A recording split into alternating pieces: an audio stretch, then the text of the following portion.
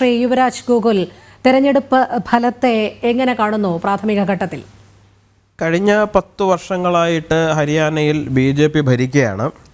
കഴിഞ്ഞ കുറേ പതിറ്റാണ്ടുകളുടെ ഹരിയാനയിലെ രാഷ്ട്രീയ ചരിത്രം എടുത്ത് പരിശോധിച്ചു കഴിഞ്ഞാൽ ഒരു കക്ഷിക്കും അല്ലെങ്കിൽ ഒരു സർക്കാരിനും തുടർച്ചയായി 10 വർഷത്തിന് മുകളിൽ അവിടെ ഭരിക്കുക എന്ന് പറയുന്നത് സാധ്യമായിട്ടുണ്ടായിരുന്നില്ല.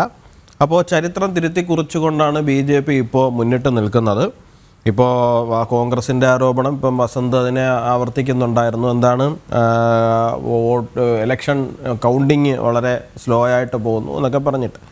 ഞാൻ നോക്കുമ്പോൾ ജമ്മു കശ്മീരിൽ ഏതാണ്ട് 60% മുകളിലാണ് വോട്ട് എണ്ണിയിരിക്കുന്നത്.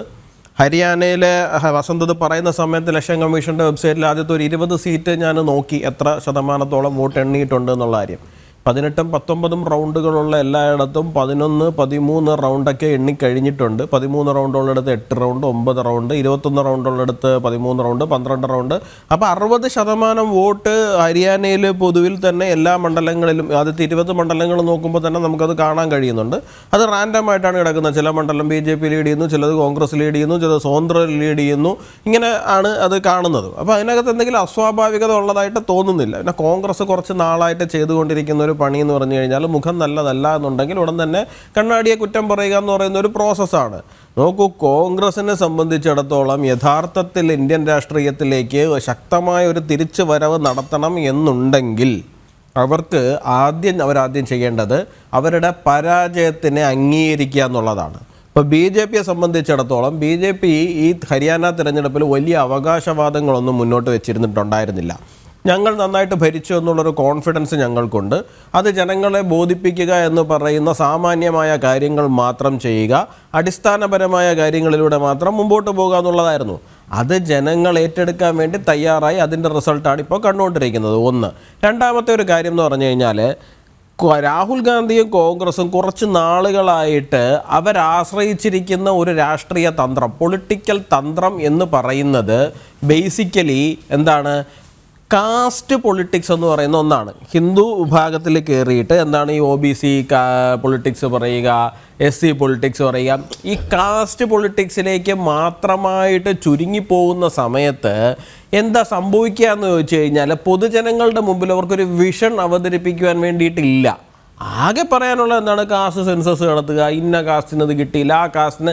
ഈ കാസ്റ്റ് പൊളിറ്റിക്സിന് അപ്പുറത്തേക്ക് പോകുന്നതിനകത്തേക്ക് കോൺഗ്രസ് പൊളിറ്റിക്സ് പരിപൂർണമായിട്ട് പരാജയപ്പെട്ടു എന്നുള്ളതാണ് നമ്മളിപ്പോൾ ഹരിയാനയിലെ റിസൾട്ടിൽ നിന്ന് കാണുന്നത്. അത് ഒരു വശം. രണ്ടാമതൊരു വശം എന്ന് പറഞ്ഞു കഴിഞ്ഞാൽ കുറച്ച് നേരത്തെ പറയുന്നുണ്ടായിരുന്നു, അതായത് എന്താണ് കിസാൻ പറയുന്ന കർഷകരുടെ ഈ കർഷക പ്രക്ഷോഭങ്ങളുടെ ഈറ്റില്ലങ്ങളായിട്ട് നിന്നിരുന്ന 2 പ്രദേശങ്ങൾ പ്രധാനമായിട്ടും പറയുന്ന ഒന്ന് പഞ്ചാബാണെന്നുണ്ടെങ്കിൽ ഹരിയാനയിലെ ചാട്ട് മേഖലയായിരുന്നു. അപ്പോൾ ഈ റിസൾട്ടിൽ നിന്ന് നമുക്കിപ്പോൾ മനസ്സിലാകുന്നൊരു കാര്യം എന്ന് പറഞ്ഞു കഴിഞ്ഞാൽ യഥാർത്ഥ കർഷകർ ആർക്കൊപ്പം എന്നുള്ളതാണ്.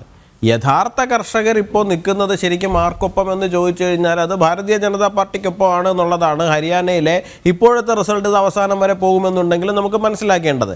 എന്തായിരുന്നാലും ശരി തന്നെയാണ്, 10 വർഷങ്ങൾ 2004 മുതൽ 2014 വരെ കോൺഗ്രസ് ഭരിച്ചു കഴിയുമ്പോൾ 20% വോട്ട് പോലും അവർക്ക് തികച്ച് ഇല്ലാത്ത ഒരു സാഹചര്യമായിരുന്നു ഹരിയാനയിൽ 2014 ഡെവലപ്പായത് എന്നുണ്ടെങ്കിൽ 2014 മുതൽ 2024 വരെയുള്ള 10 വർഷങ്ങൾ തുടർച്ചയായിട്ട് BJP ഭരിച്ചു കഴിയുമ്പോൾ ആ 20% എന്നുള്ളതല്ല, അതിൻ്റെ നേരെ ഇരട്ടി ശതമാനം വോട്ട് BJPക്ക് വോട്ട് പെർസെൻറ്റേജ് വൈസ് നിലനിർത്താൻ സാധിക്കുന്നു എന്നുള്ളതുമുണ്ട്.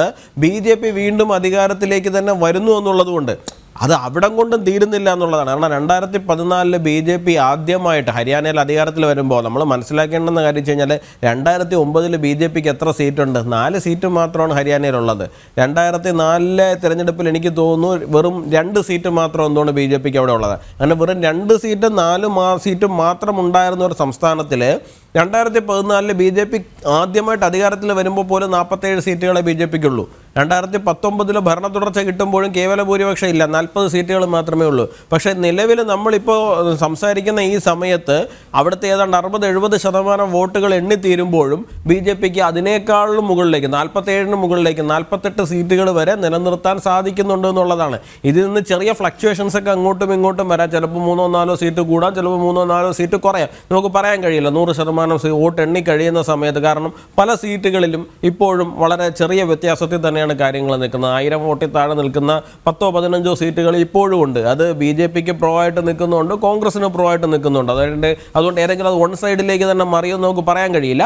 എന്തായാലും ഒരു 2 മണിക്കൂർ കൂടി നമ്മൾ കാത്തിരിക്കേണ്ടി വരുമെന്നാണ് എനിക്ക് തോന്നുന്നത്, അവസാനത്തെ റിസൾട്ട് എന്താണ് നമ്മൾ ലോക്ക് ചെയ്യുന്നതിന് മുമ്പായിട്ട്. ബട്ട് സ്റ്റിൽ റിസൾട്ട് എന്ത് തന്നെ ആയിരുന്നാലും ശരി തന്നെയാണ്, BJP ഇനി ഒരു പരിധി വിട്ട് പുറകിലേക്ക് പോകാൻ കഴിയില്ല എന്നാണ് ഞങ്ങൾ വിശ്വസിക്കുന്നത്. അത് ഞങ്ങളെ സംബന്ധിച്ചിടത്തോളം രാഷ്ട്രീയമായിട്ട് വലിയൊരു വിജയം തന്നെയാണ്. കാരണം കാസ്റ്റ് പറഞ്ഞ് ഹിന്ദുക്കളെ ഡിവൈഡ് ചെയ്ത്, അല്ലെങ്കിൽ OBC പറഞ്ഞ് SC പറഞ്ഞ് ഇങ്ങനെ ഡിവൈഡ് ചെയ്ത് ഇലക്ഷനെ ഹാക്ക് ചെയ്യാമെന്നുള്ള കോൺഗ്രസിൻ്റെ പ്ലാന് അമ്പേ പൊളിഞ്ഞു വീഴുന്ന, അമ്പേ പരാജയപ്പെട്ട് വീഴുന്ന കാഴ്ചയാണ് ഹരിയാന പൊളിറ്റിക്സ് നൽകുന്നത്.